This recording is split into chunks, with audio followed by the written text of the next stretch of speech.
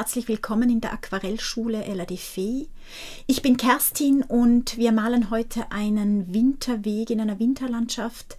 Ich nehme euch aber zuerst mit Stimmungsbildern noch einmal mit in die Schweizer Berge. Viel Freude dabei, genießt es, diese Schneestimmung hier, Farben und Pinsel. Es geht los.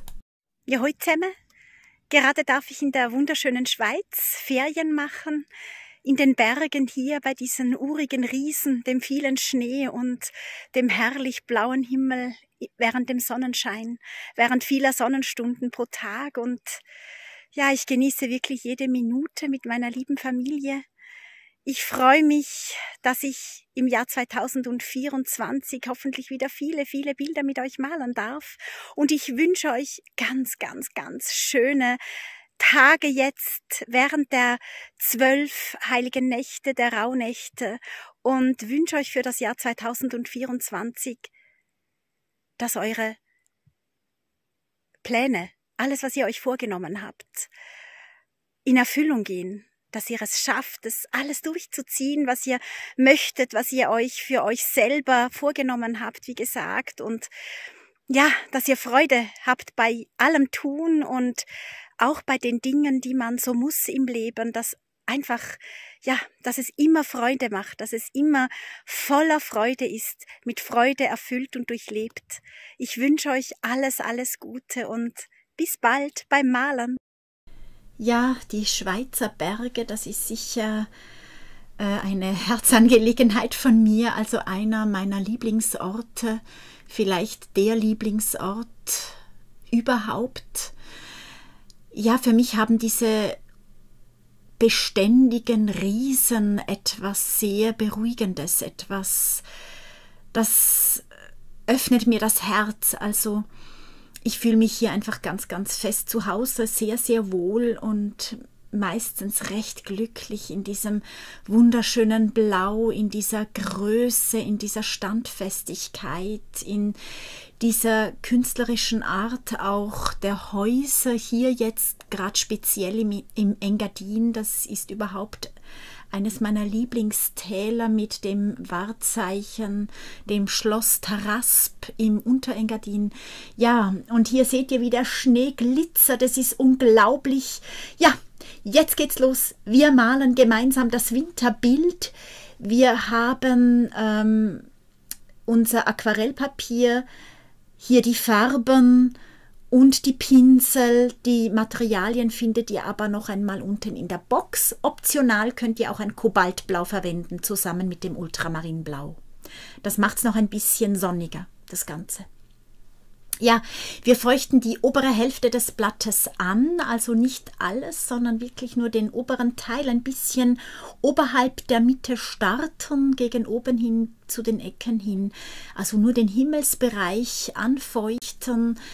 Wir verwenden zuerst hier jetzt ein Sienna Natur. Das Ganze machen wir mit dem Elastip, also wir malen überhaupt die Hälfte mindestens des Bildes mit dem Elastip.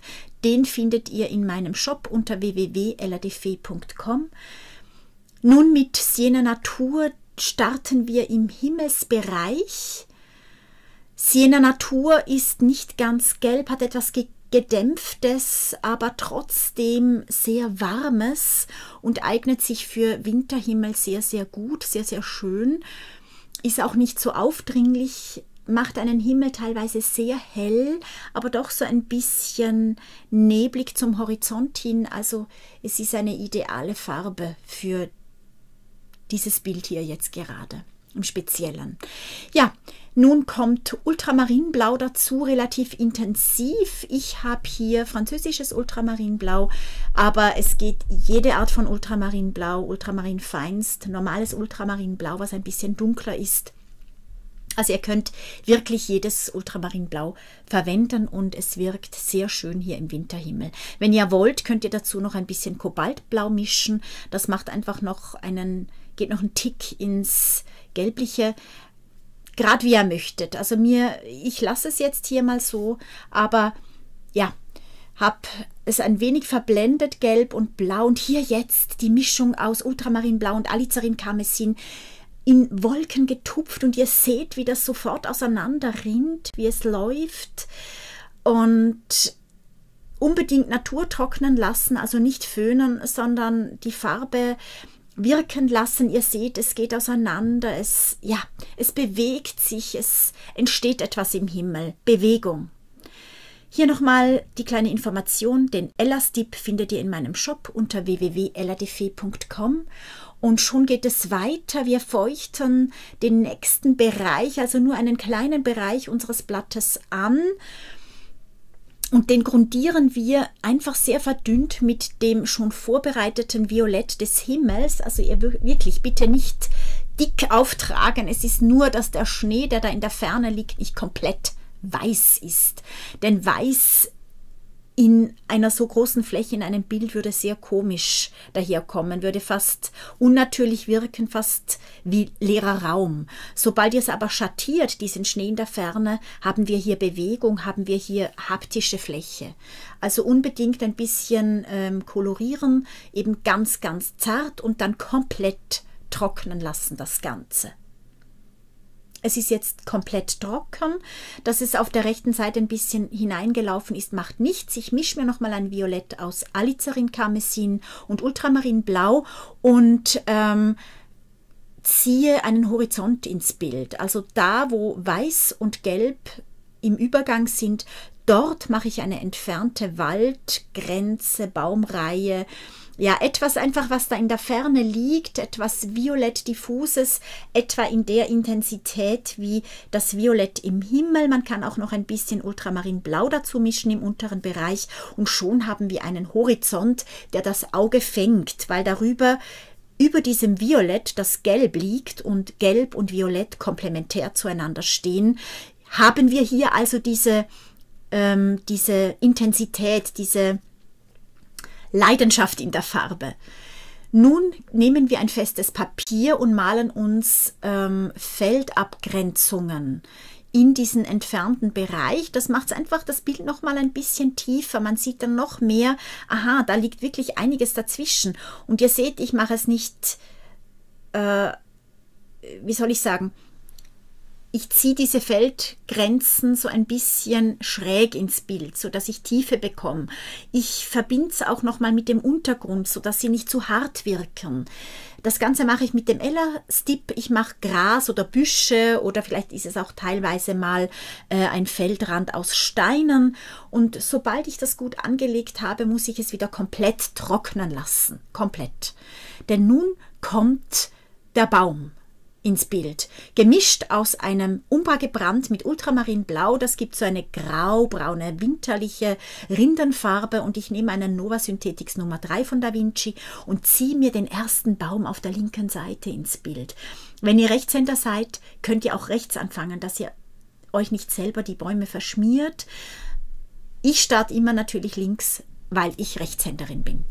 Ja, nun ziehe ich den Baum ins Bild von unten nach oben und von der Mitte nach außen. Das ist ganz wichtig, dass man nicht die Äste umgekehrt malt, weil die dünnen Stellen sollen ja außen sein. Und ich ziehe das Ganze relativ salopp ins Bild, ziehe mir da einfach den Baum hinein, sodass er da steht. Und jetzt nehme ich den Elastip und male mir von außen jetzt feine Winterästchen an diese Baumkrone. Sozusagen, ich runde die Krone noch einmal außen, sodass man wirklich die Form des Baumes sieht. Man kann zum Schluss auch noch mal mit dunkler Farbe so ein bisschen drauf tupfen, als würden da noch alte Herbstblätter hängen oder so. Und dann holen wir uns noch einmal ein Umbra gebrannt mit einem Ultramarinblau gemischt. Unten mische ich sogar noch ein Sienna Natur zu diesem Braun dazu im unteren Bereich, weil da habe ich, das kann ich nachher verwenden für hellere Stellen, für lichte Stellen, für Licht im unteren Bereich an den Pflanzen, mehr oder weniger. Ja, und nun ziehe ich diesen Baum hinein, wieder wie den vorigen, von unten nach oben und von der Mitte nach außen.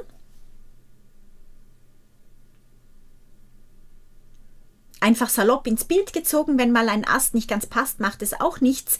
Er ist nachher mehr oder weniger eingebettet in den Rest, in diese feinen winterlichen Ästchen, die da von außen kommen, in diese Baumkrone, die ihr stärker oder schwächer tupfen könnt. Schaut, dass die Farbe da nicht zu nass ist, nicht zu nass daherkommt, sonst bekommt ihr zu viel Flecken.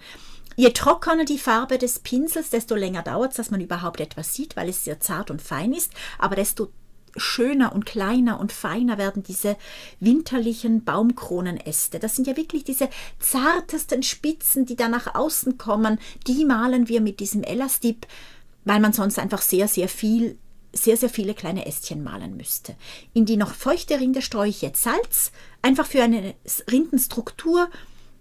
Und dann mache ich hier links auf der Seite mit diesem Sienna Natur Gemisch, Sienna Natur plus dem Braunton, den ich vorher gemischt habe, male ich jetzt an die Füße der Bäume Büsche, Gräser, Büsche, irgendwas, was da so halt wächst. Wenn das Ganze nicht überkultiviert ist und alles sofort entfernt wird, was da wild noch dazu wuchert. Da unten sind es jetzt Büsche, die auch das Feld ein bisschen begrenzen und ihr seht, ich bekomme dadurch auch die Form, eine erste Form des Hügels. Nun mische ich mir nochmal aus Umbra gebrannt und Ultramarinblau weitere Rindenfarbe, weitere Baumfarbe und mal mir mit dem Schriftenpinsel, also mit dem Nova Synthetics Nummer 3 von Da Vinci noch einmal Bäume hier ein bisschen weiter weg. Also passt immer auf den Abstand vorne hinten, denn die näher bei uns stehen, die sind weiter. Also die sind näher am unteren Blattrand. Je weiter ich mich vom unteren Blattrand entferne, desto weiter weg sind nachher auch die Bäume. Und desto kleiner, zarter, feiner, dünner soll ich sie malen. Auch eben kleiner von oben. Ihr seht, diese Bäume gehen jetzt nicht über den oberen Blattrand, so wie der linke zum Beispiel, der da wirklich über den oberen Blattrand hinausgeht. Diese sind wirklich komplett im Bild inbegriffen, sodass man merkt, die sind weiter weg. Überlegt mal, diese Horizontlinie, die wir gemalt haben mit Violett, das sind auch überall Bäume, aber die sind klein, die malen wir klein, weil die sind eben ganz weit weg.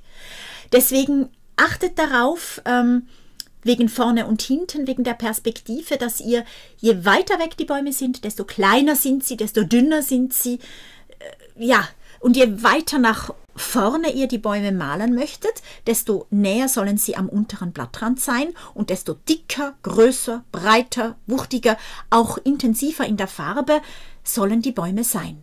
Nun ziehe ich hier noch einen ins Bild. Das ist sicher ein großer Baum, denn der berührt den oberen Blattrand, geht sogar ein bisschen drüber hinweg. Aber das kann natürlich schon sein, es gibt ja größere und kleinere Bäume auch. Aber grundsätzlich könnt ihr euch daran orientieren, an dem, was ich jetzt gerade erzählt habe. Weil ich einen Hügel malen möchte, der da so links nach unten geht, male ich hier den Baum da so leicht schräg nach unten in die Spitze. Auch verbinde ich ihn nicht wurzelartig mit dem Untergrund, denn es liegt Schnee. In die nasse Rinde hinein streue ich Salz und kann jetzt dann noch auch die Baumkrone wieder malen mit dem Elastip. Aber vorher gibt es hier noch ein paar Zaunpfähle, die sich da in der Ferne verlaufen, die kleiner werden. Das mache ich auch mit dem Nova Synthetics Nummer 3. Und mische in den Braunton hinein einfach noch Sienna Natur, ziehe das Ganze ins Bild, nach vorne werden die Zaunpfähle größer und so habe ich noch mehr Perspektive im Bild. Es geht ganz hinein. Ich kann mit dem Auge den Zaunpfählen folgen. Wenn ihr nach vorne rechts die Pfähle sogar noch größer werden lässt, dann ist die Perspektive, je intensiver der Unterschied zwischen der Ferne und der Nähe von der Größe her, desto intensiver haben wir die Perspektive, desto tiefer wird es, desto näher ist der Vordergrund. Ja, nun lege ich noch einmal dieses Stück festes Papier dorthin, wo ich den Weg malen möchte und schattiere sozusagen den Hang. Es geht hier von diesem Zaun her hinunter, deswegen habe ich den Zaun auch jetzt malen müssen, dass ich da wirklich diese Tiefe dieses Hohlweges malen kann. Der Schatten, der fällt da nach unten. Wenn ich den gerade rüber male, dann habe ich eine Fläche. Dann ist das Feld flach und es passt dann nicht mit der linken Seite zusammen.